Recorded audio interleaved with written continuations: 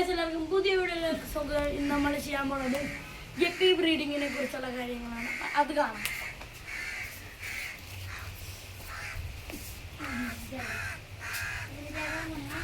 ഈ ഗപ്പീസ് ഇങ്ങനത്തെ പെണ്ണ് ഇതുപോലത്തേക്ക് ആണുങ്ങളായിരിക്കും. ഇത് ബ്രീഡാണേക്കാൾ മുമ്പ് ഇതിൻ്റെ വയർ ചാടി നല്ലോണം ഇരിപ്പുണ്ടെങ്കിൽ ഇതുപോലത്തെ ഇതുപോലത്തെ പെണ്ണിനാണെങ്കിൽ ഇതുപോലത്തെ സെക്ഷനിലോട്ട് ഇടുക. പിന്നെ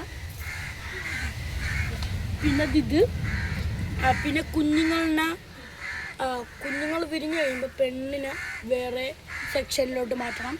ഒരു കുഞ്ഞു സെക്ഷനിലോട്ട് മതി. അപ്പം ഇത് പെണ്ണി ഈ കുഞ്ഞുങ്ങളെ കടിച്ച് തിന്നും വിശക്കുമ്പോൾ അങ്ങനെയല്ല ആണ് നല്ലോണം സൂക്ഷിക്കും. പിന്നെ കുഞ്ഞുങ്ങൾക്ക് നല്ലോണം ഓക്സിജൻ കിട്ടാൻ വേണ്ടി ഇതുപോലത്തെ ഓക്സിജൻ പായൽസ് വേണം. ഇതുപോലത്തെ പായലും വേണം. നല്ല പായലുണ്ടായാൽ കുഞ്ഞുങ്ങൾ നല്ലോണം സെറ്റായിട്ട് വളരത്തുള്ളൂ. അപ്പോൾ ഈ കുഞ്ഞുങ്ങളിന് നല്ലോണം സുരക്ഷയായിട്ട് വെക്കാൻ വേണ്ടി ഈ പായലാണ് ഉണ്ടാവേണ്ടത്. ഈ പായൽ നല്ല ഓക്സിജൻ നല്ലോണം കിട്ടുന്ന പായലാണ്. ഈ പായൽ എടുക്കാം നമുക്ക്. പിന്നെ ഈ കുഞ്ഞുങ്ങൾ വളർന്ന് കഴിയുമ്പോൾ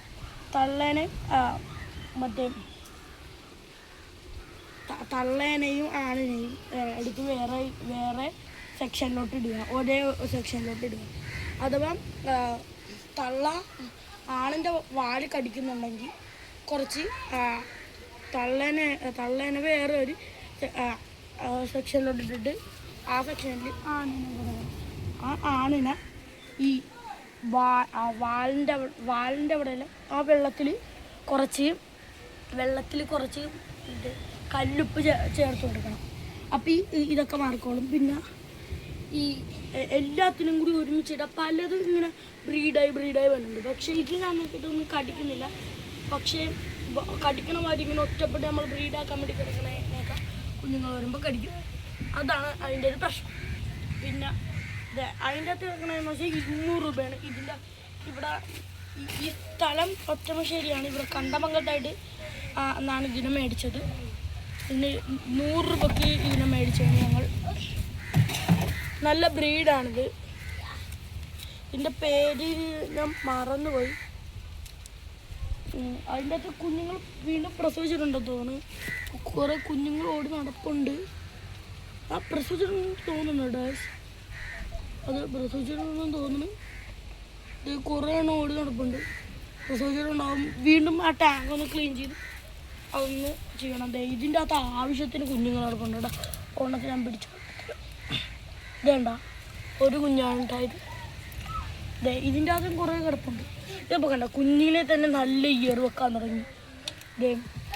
ഇതിൻ്റെ അകത്തുള്ള ഇയറുള്ളതാണ് ഞാൻ കാണിച്ചത്. ഫൈറ്ററിനെയൊക്കെ വളർത്തണമെങ്കിൽ അതിനായിട്ടുള്ളൊരു കണ്ടീഷൻ വേണം. ഇതാണിത് കണ്ട വാലൊക്കെ നല്ലോണം തെളിഞ്ഞ് നിൽക്കുന്നതാണ് കേട്ടോ. ഇത് വാലൊക്കെ നല്ലോണം തെളിഞ്ഞ് നിൽക്കുന്നതാണ്. ഇതിൻ്റെ വാലൊക്കെ ഞാൻ കാണിച്ചത്. വാലൊക്കെ കണ്ട നല്ലോണം തെളിഞ്ഞിരിക്കുന്നതാണ്. നല്ല ബ്രീഡാണ് കേട്ടോ. പിന്നെ കുഞ്ഞുങ്ങളാണെങ്കിൽ ഒളിച്ചിരിക്കാൻ വേണ്ടി ഇതുപോലത്തെ ഒരു പീസ് ഉണ്ട്. അപ്പോൾ കുഞ്ഞുങ്ങൾ ഒളിച്ച് നിൽക്കാനും പറ്റും. പിന്നെ അത് കുറവുണ്ട് കേട്ടോ. ഇതിപ്പോൾ ഞാൻ ഇതിനെ നല്ലോണം ഓടിക്കളിക്കാൻ സ്പേസ് വേണം. അപ്പോൾ നിങ്ങളെല്ലാവരും ഒന്ന് ലൈക്ക് ചെയ്യുക. അപ്പോൾ ഈ വീഡിയോ ഇപ്പോൾ വെച്ച് നിർത്തിയാണ്. അപ്പോൾ എല്ലാവർക്കും ടാറ്റാ.